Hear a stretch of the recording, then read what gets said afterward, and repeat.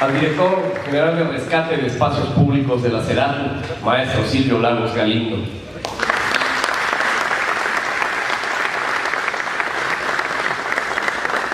Y para la siguiente presentación habré de tomar solamente unos segundos de más y recordar que buena voz, correcta dicción, conceptualización y visión clara de sus objetivos fueron atributos que fueron abriendo paso en el camino de la política estatal a nuestro ponente de esta mañana.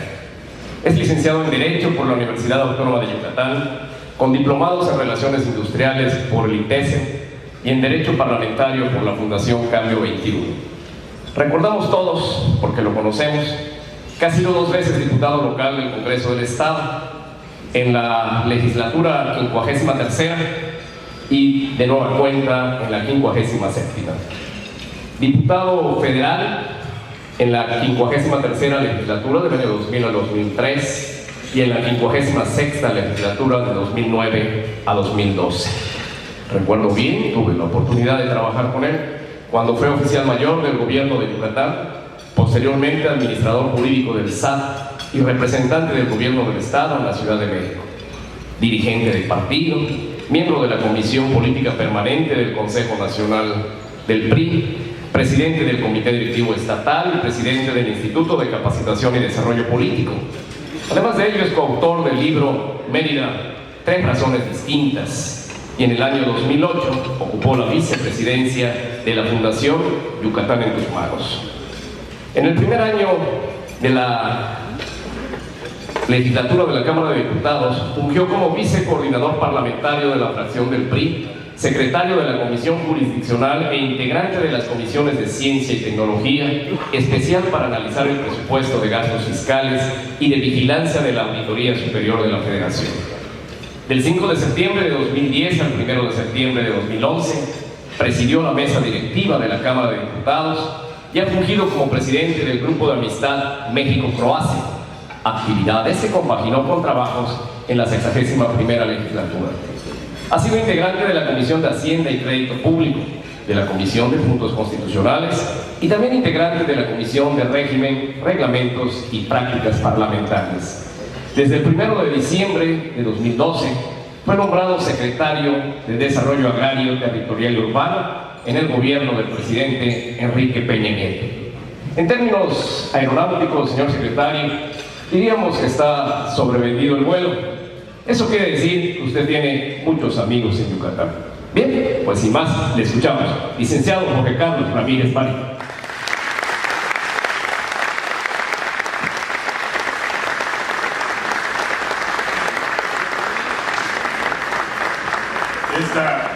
Esta versión de mi currículum me encantaría que terminara, y si fuera guapo, hubiera sido actor de telenovela. Estaría estupendo.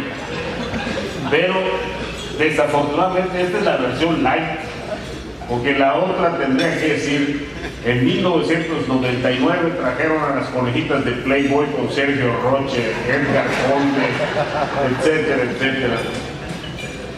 Miren, muchas gracias. Esto que vamos a conversar hoy, podemos tener un micrófono de mano. Esto que vamos a platicar hoy es algo que ustedes ya han oído con toda seguridad. Ya lo han escuchado de otras gentes, sin duda más conocedoras y más conocedoras y con más méritos que su servidor. Pero yo quisiera dejarlo hoy a nivel de invitación, más que de una conferencia magistral. Porque si el resultado puede darse en un sector, está aquí. Si algo podemos tener, está aquí. Esto es lo que nos tenemos que preguntar. Primero que nada, ¿cómo queremos vivir? Algunos dirían, bueno, ¿cómo ven el futuro, etcétera? La pregunta es más fácil. ¿Cómo queremos vivir? Aquí hay una muestra en uno de los temas que son objeto de este sector, que es el ferroviario. Bueno, esto es lo que hay en otras partes del mundo y esto es lo que tenemos. en una de las mejores rutas del mundo, que es la ruta transísmica. Así va la transísmica. Esta es la famosa Bestia, y el otro es un tren regional de España que va de un pueblo a otro pueblo. Adelante. Bueno, pues sí, es mucho decir de un país con una enorme explotación petrolera como es Dubái, a lo que podemos ver pues en nuestros campos de explotación de gas y de minas en nuestro país. Adelante. O pues así, este es el futuro. Algunos han limpiado su aire, han limpiado sus ciudades, han utilizado su territorio para producir energía, y otros vivimos así. Esto es lo que tenemos casi todos los días, porque eso que casi no se ve es la Ciudad de México. Adelante. Y esta es la diferencia, ¿no? Estos de Portland tardaron 40 años en diseñar su ciudad. 40 años pacientemente decidiendo qué iban a hacer. Trazaron el guión, se fue modificando apenas cada 10 años hasta que el guión se cumplió completito. Pero pues alguien le diría, no hombre, pero espérate, Portland, maestro, ve el nivel de ingreso de los Estados Unidos y ve el ingreso de nosotros, ¿no ve? Uno más cercano, España, una ciudad vieja, una ciudad contaminada, una ciudad empobrecida, y la reconvirtieron en 20 años. Hicieron de Bilbao una de las ciudades más modernas de Europa, un centro comercial.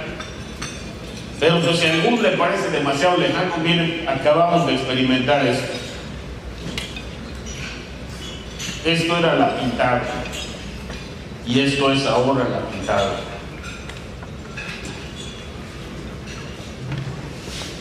No son los colores, es el trazo y las cosas que se hicieron. ¿Por qué se hizo? Hubo una tragedia. El pueblo entero fue arrasado y comenzaron de cero.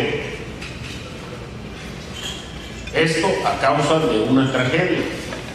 Pero el tema es si somos capaces de comenzar de cero. La vivienda parece ser uno de los motores que pueden alimentar nuestra idea de desarrollo. Pero crear una política urbana y de vivienda, sin lugar a dudas, estimados amigos, va a requerir sacrificios.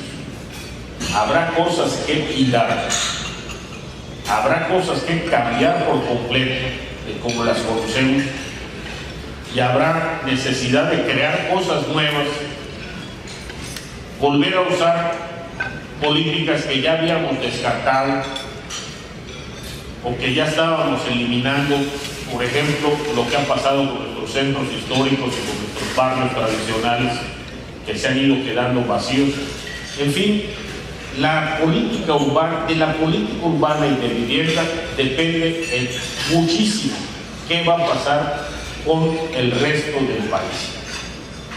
Si no hacemos cambios importantes en esta materia, la amenaza medioambiental, la amenaza de desorden urbano y la amenaza de fracaso económico son enormes. Y algunos dicen, no, ¿por qué el gobierno está insistiendo en el tema de la edificación para arriba?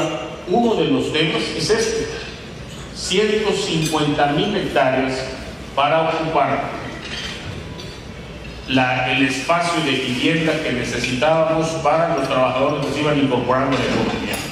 El resultado, lo saben ustedes, trabajadores cada vez más lejos de su fuente de empleo, y el resultado, pues no me voy a referir al social, que es gravísimo, pero pues simplemente casas abandonadas. Hay un lugar, Tamaulipas, que es el récord de casas abandonadas, que tiene que ver con el tema de violencia. Pero uno no se explica por qué hay casas abandonadas en Cancún siendo una de las principales fuentes generadoras de empleo. Pero es muy sencillo, el empleo está en la Riviera Maya y la oferta de casas se construía en Cancún. Abarcamos hectáreas y hectáreas de Cancún, modificamos el plan de desarrollo urbano en Cancún, duplicamos el límite para la oferta de vivienda, y lo que hicimos fue alejar a la gente de sus centros de empleo. Acabamos de firmar un convenio con el jefe de gobierno del Distrito Federal. El Distrito Federal dejó hace 12 años de producir vivienda en el Distrito Federal. Nos decía el doctor Mancera, cuando nos propuso el Infonavit que reactiváramos la oferta de vivienda, yo tenía muchas reticencias, pero la presión del sindicato fue tal que tuvimos que aceptar.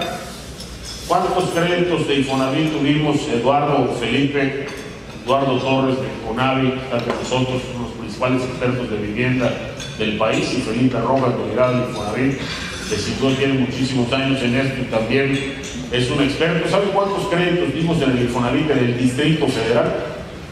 15, para una ciudad de millones de habitantes. 15 créditos. No hay oferta de vivienda. ¿Dónde está la oferta de vivienda para los que trabajan en el Distrito Federal? En Zumpango, a 2 horas y media del Distrito Federal, con buen tráfico. Está el Cuadri, cuando era candidato, hizo aquel experimento y fue a las 5 de la mañana, salió de una casa de cama para llegar a su trabajo a las 9 de la mañana. Él hizo todo el recorrido y efectivamente 3 horas 40 minutos tardó en llegar a su centro de trabajo. Ustedes dirán, bueno, Mérida es otra cosa. Yo no estoy tan seguro de cuánto hacemos de Ciudad Cauquel aquí.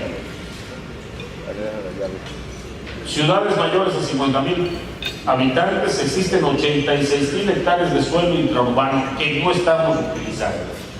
Fábricas desocupadas, bodegas desocupadas, se suman a esto, más antiguas estaciones de ferrocarril. No es el caso de Yucatán, que la tiene perfectamente delimitada como un espacio urbano, la parte de la plancha, pero la parte de los terrenos de la plancha es un enorme espacio que está en la ciudad, hoy convertido casi en una, pues bueno, lo usa la Ford para acomodar sus autos. En 2050 la población que va a vivir en zonas metropolitanas va a aumentar un 50%. ¿Qué está pasando? Que en lugar de hacer centros urbanos, vaca, lo que estamos haciendo es llenar de casas todo el espacio entre Mérida y Vaca, todo el espacio entre Mérida y Progreso. El costo que eso va a tener ambientalmente, alguna vez ya lo hemos dicho, es gigantesco. ¿Dónde necesitamos ordenar ese crecimiento de vivienda? En varios sentidos, no solamente en el tema de espacios, los famosos perímetros, sino también en los temas de qué ofrece cada espacio de vivienda. O sea, vamos a hacer un desarrollo entre Mérida y Progreso, pero ¿cómo va a ser? ¿Qué condiciones va a tener? ¿Cuánto espacio va a llenar? Y eso, pues el costo automovilístico es enorme. Déjese del costo, sino en horas. Las horas de automóvil se han triplicado entre el 2000 y 2012. El tiempo de traslado de las personas en los automóviles se ha triplicado tan solamente en esos 12 años. Adelante. Por eso nos trazamos este programa que ustedes conocen perfectamente, no me detengo. Buscamos pues diversificar la oferta, pero sobre todo que la vivienda sea el eje del desarrollo urbano. Adelante. Adelante. ¿Qué nos proponemos? Es un crecimiento ordenado. Si las viviendas están bien ubicadas, lo podemos hacer. Y entonces le dimos un mayor valor en el puntaje a la ubicación de la vivienda. La idea es promover una gestión responsable del suelo y generar infraestructura para recuperar espacios urbanos dentro de las ciudades. Por primera vez incluimos la vivienda en el Plan Nacional de Infraestructura. Traemos, señores, 1.7 billones para infraestructura en materia de vivienda, entre el sector privado y el gobierno. El programa de creación de infraestructura para rehabilitación de zonas productoras de vivienda es uno de nuestros programas fundamentales. Adelante. ¿Cuál es la idea? Con este programa, por ejemplo, decir, bueno, no hemos explotado suficientemente, nos hemos crecido al norte, pero no hemos crecido al sur, porque estoy hablando de Mérida. ¿Qué hace falta para que el sur tenga una mejor oferta de vivienda y amortiguemos un poco el crecimiento hacia el norte? No, pues es que lo que pasa es que en el sur no hay vías de comunicación. A lo mejor tenemos que hacer un túnel debajo del aeropuerto, o a lo mejor tenemos que hacer una gran vialidad que le dé completa la vuelta al aeropuerto, pero que comunique definitivamente al sur. O necesitamos hacer una gran obra de infraestructura, como podría hacerlo el nuevo periférico, para que esté mejor conectado al sur. O necesitamos un sistema de transporte rápido que económicamente comunique al sur con la oferta de empleo, que está posiblemente más al norte o más hacia la ciudad industrial. Pues hablar de la oferta de empleo es otra cosa más adelante. Ese es el programa de infraestructura. El Estado de México está apuntadísimo.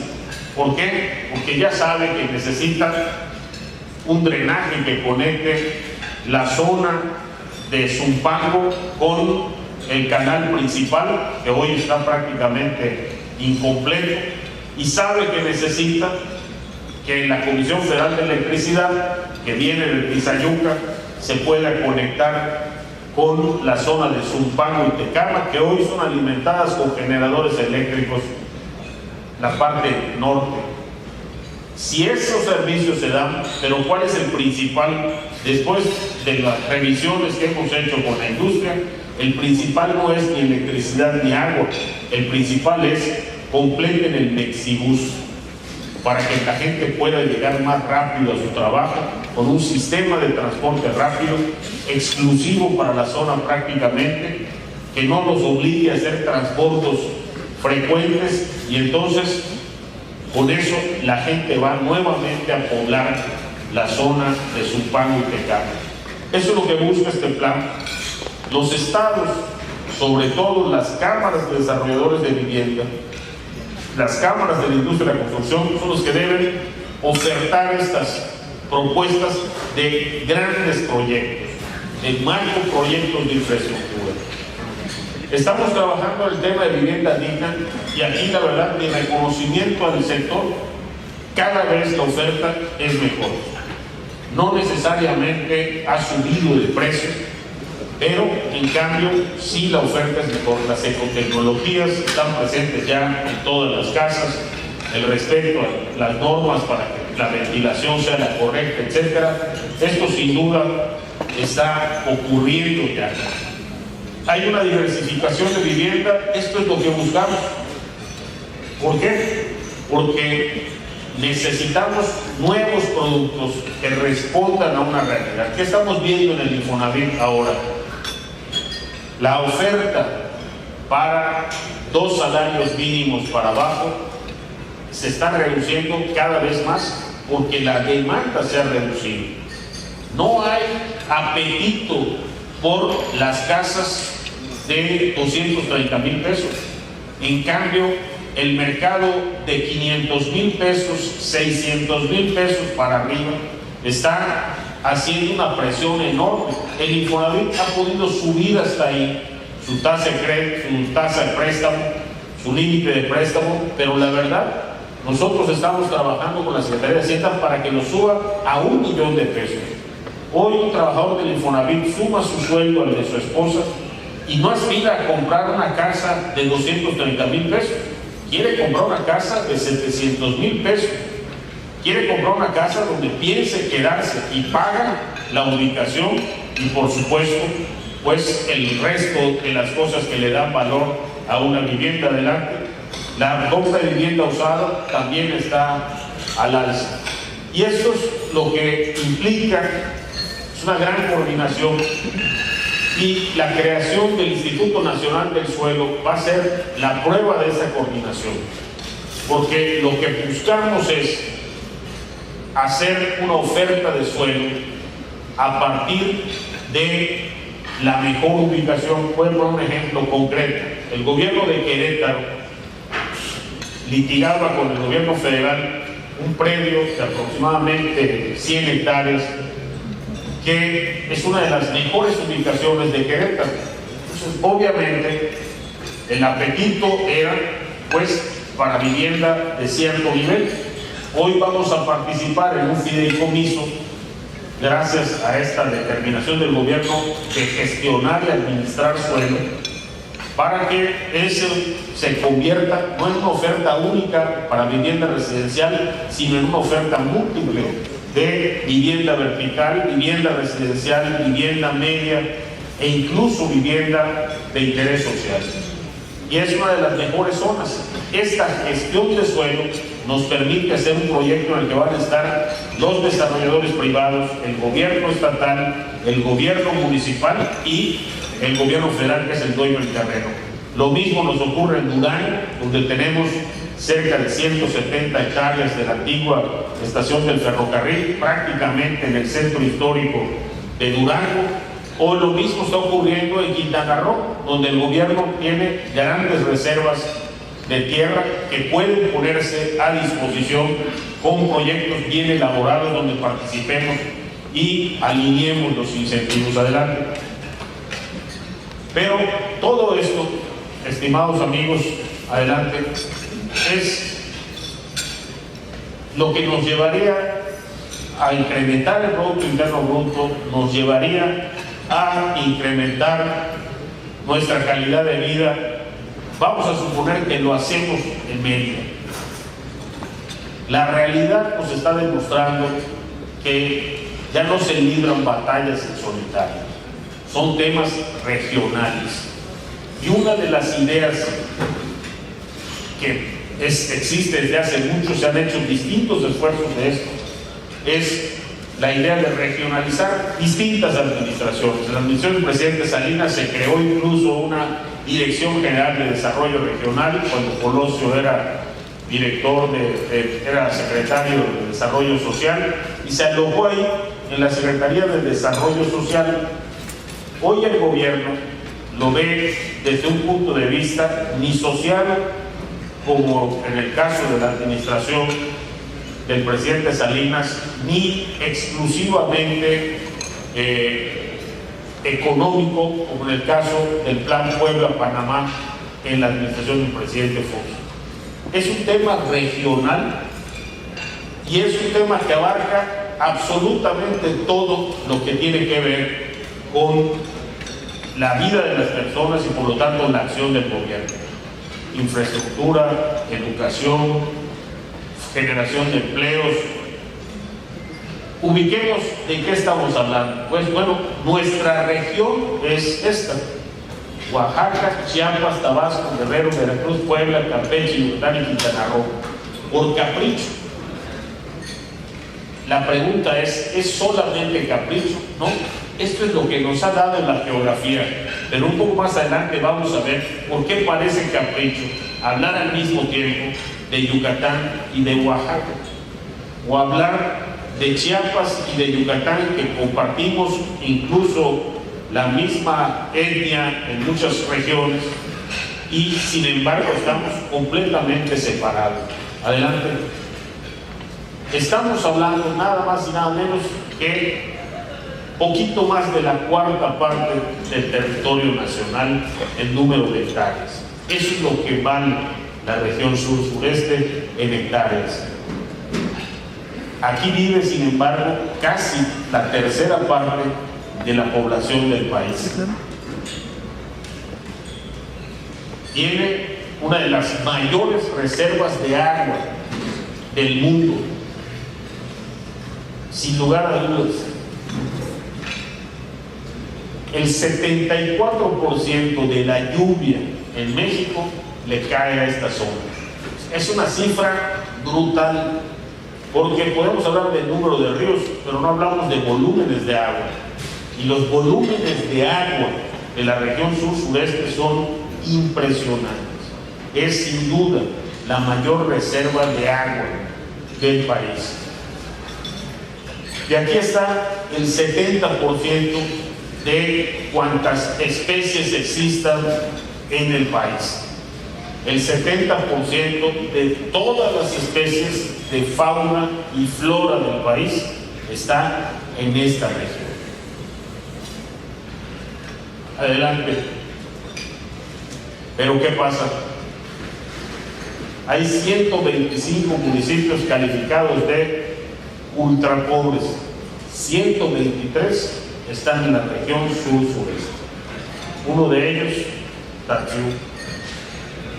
El 48% de la población vive todavía en la zona rural, pero fíjense, sobre todo en Oaxaca, en Chiapas, en Tabasco, en Guerrero, en Veracruz, y ahí empieza a bajar, en Puebla, en Campeche. Con nosotros el 16% de la población todavía vive en lugares de menos de 2.500 habitantes, y en Quintana Roo, adelante, tenemos el índice de marginación más alto del país. Adelante. Los peores calificados en cobertura de servicio están en la región sur-sureste. Se supondría que la gente, por vivir en la zona rural, tendría su propia casa. Hoy vemos una realidad en Guerrero. Nosotros tenemos que reubicar en Guerrero más de 5,000 casas. Peor que el tema de la delincuencia ha sido el tema de los terrenos. Por una razón, la gente no es dueña de su tierra. Entonces, un programa como Fonden, que exige que para liberar recursos te exige un beneficiario directo, ese beneficiario tiene que tener su título de propiedad. Sí, pero en Guerrero el 87% de la población, de los que viven en alguna parte, no tiene título de propiedad.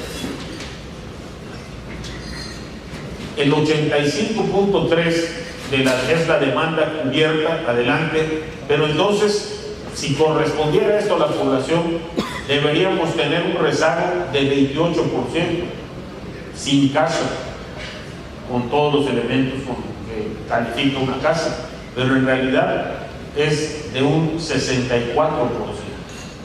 O sea, hay una gravísima falta de vivienda. El rezago mayor de vivienda en el país está en la región sur-sureste. O sea, que construir casas aquí adecuadas a cada necesidad de a cada zona sigue siendo una de las principales prioridades. Adelante. Entonces, ¿cómo vemos que esto que llamamos sistemas urbanos rurales está sin duda en el Golfo, Puebla, Veracruz, Tabasco, es muy fácil identificar, Campeche, Yucatán, Quintana Roo y el Pacífico Sur? Estos corredores que existen, traemos un apuntador por allá, estos corredores que existen son los corredores naturales, se fueron formando naturalmente a través de las líneas de comunicación, de comercio, familiares, etcétera, entre la gente, y crearon estos sistemas. Adelante. Este es el nuestro. Mérida y por supuesto sus comisarías, los municipios conurbados. Adelante. Y aquí están las alternativas de la región. ¿Qué es lo que más alimenta esta región? Tres cosas. La primera, el petróleo. Qué increíble, porque el petróleo de toda esta región solo se produce en dos partes, bueno, en tres: Campeche, Tabasco, una mínima parte, y una región de Veracruz. Una región de Veracruz que es la más norteña de Veracruz, pero sigue estando en el Golfo. Esta región debería ser, con esto, el equivalente de Dubái. Su producción petrolera tendría todas las alternativas para construir ciudades y generar infraestructura como si fuera Dubái. No ha ocurrido. Y en cambio tenemos otra actividad, el turismo y, por último, el comercio al por menor, o sea, el comercio al detalle. Pero fíjense, de todas las tres, el 84% es petróleo. Adelante. De todo el turismo del país, el 54% se genera en esta región. O sea, esta región le aporta, sin embargo, al Producto Interno Bruto, entre petróleo y turismo, la más importante aportación al Producto Interno Bruto. Solamente el turismo, de acuerdo a esta cifra, estaría metiéndole el 4%. Pero ¿qué pasa? No es parejo. Del total nacional de empleos formales, solo el 16% corresponde a la región sur-sureste. A pesar de esa aportación que hace el petróleo y que casi la mitad del turismo se genera aquí, apenas aporta el 16% y debería corresponder por lo menos al 28% adelante. Y pues esta es la realidad. Entre el 2006 y el 2012 se pierden empleos. ¿Por qué? Porque nuestra estructura ya no corresponde a las expectativas, porque hemos dejado de crear infraestructura en esta región. Estamos gastándonos, consumiendo la infraestructura cansada que tenía desde hace mucho tiempo adelante y construyéndola con una gran lentitud. El efecto más inmediato está en la población más joven. No solamente se irá atrasando más, sino que cada vez, siendo cada vez más pobre, le irá restando fuerza a la región. Todo ese potencial se irá cada vez rezagando más, porque si no se genera infraestructura, no se generan nuevos empleos, no hay un aumento en el ingreso de los hogares, la población que lo sufre inmediatamente es la población juvenil. Lo sufre en alimentación, lo sufre en educación, inmediatamente en salud. Y entonces lo que pasa es que la fuerza con la que podrías empujar cada vez será menos en la región. Y en términos competitivos, ¿cuál es el riesgo?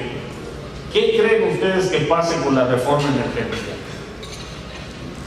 La parte extractiva es la que va a tener inmediatamente un crecimiento. Pero ¿dónde se va a concentrar la parte extractiva? En el gas shale, por lo menos inicialmente.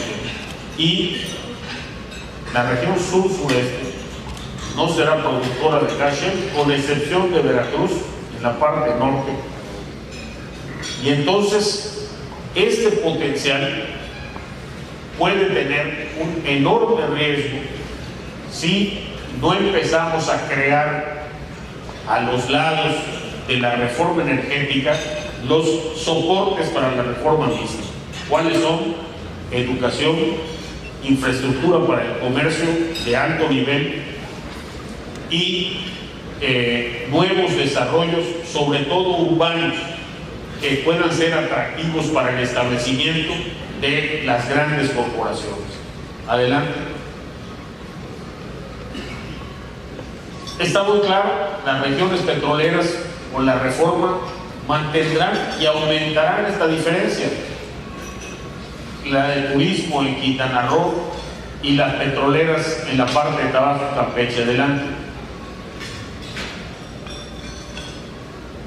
Esta región, que cuenta con 7.5 millones de hectáreas de siembra, penosamente, apenas el 8% está tecnificado. Es una enorme contradicción. Esta podría ser, y Yucatán es uno de esos estados llamados, gracias a sus reservas de agua, a su número de días de sol, y a que la única condición que le falta es tierra, y de todo el componente agrícola el único que se puede poner es la tierra. No puedes poner sol y no puedes inventar agua. Tierra sí se puede hacer, ya lo están haciendo. Lo están haciendo, alguna vez lo comentamos, los más importantes grupos empresariales del país ya están metidos en Yucatán, comprando hectáreas y hectáreas de Yucatán. Apenas el martes conversaba yo con un señor que me decía: oiga, fíjese que me voy a Yucatán el viernes porque voy a amarrar un trato de 6,000 y pico de hectáreas con unos gente que metió los nombres de los empresarios que les van a vender 5 ranchos de Tizimín. Le pregunté: ¿qué va a hacer usted, don Manuel? Voy a sembrar maíz. Esta zona ganadera la iremos viendo convirtiéndose poco a poco en una zona granelera. Ya hay empresarios yucatecos metidos en esto, montados en los procesos, pero se necesita que sean muchos más, y necesitamos una gran inversión para que alrededor de estos centros graneleros establezcamos ciudades que afiancen a esos ciudadanos en su comunidad. ¿Y qué va a pasar entonces? Generamos un ciclo de prosperidad, porque como ha ocurrido alguna vez cuando han sido prósperas estas comunidades, la gente de Tizimín no piensa en venirse a México, es tizimileño y se arraiga en Tizimín, vive en Tizimín, se siente orgulloso de que se haya abierto una prepa en Tizimín, ahora un campus universitario y otro, y ahora verá su ciudad crecer en orden, con un ritmo de desarrollo suficiente, pero eso depende de que se genere el ingreso suficiente. Esa parte le corresponde a la iniciativa privada junto con el gobierno. El gobierno que tiene que poner la infraestructura para que esto ocurra. En esta materia, la infraestructura es la oferta de miles de hectáreas de riego y sobre todo miles de horas de técnicos calificados para hacer que este campo se tecnifique. Oiga, es que hay un pequeño detalle: el 52% de la propiedad es social, o sea, es equidad. Muy sencillo: cambiemos la ley y quitémosle a los ejidos la propiedad sobre su tierra. Esta es una presión que ya está ocurriendo en algunas partes del país, no en función agrícola, de la agricultura, sino en función sobre todo de la minería. Sería fantástico para algunas empresas poder comprarle su tierra en lugar de asociarse con ellos. Pero lo que pasaría entonces, mis queridos amigos, es que generaríamos un problema social de dimensiones hoy desconocidas. ¿Por qué? Porque esta gente con agricultura de subsistencia es la única que sigue arraigada a sus comunidades. Cualquier intento de despojarlos de lo único que tienen, lo que traería como consecuencia inmediata sería una migración a las ciudades, como de hecho ocurrió con la primera reforma que se hizo a la ley agraria y a la Constitución cuando parcelamos. ¿Por qué? Pues como cosa natural, el apetito de la economía fue, como decimos aquí, al filete. Los ejidos que rodean las ciudades y los que estaban en las playas, y lo demás siguió deprimido. Apenas el 5% de la propiedad social ha cambiado a propiedad privada, pero ese 5% está perfectamente seleccionado. Quintana Roo, la Riviera Maya, Jalisco y la Riviera Nayarit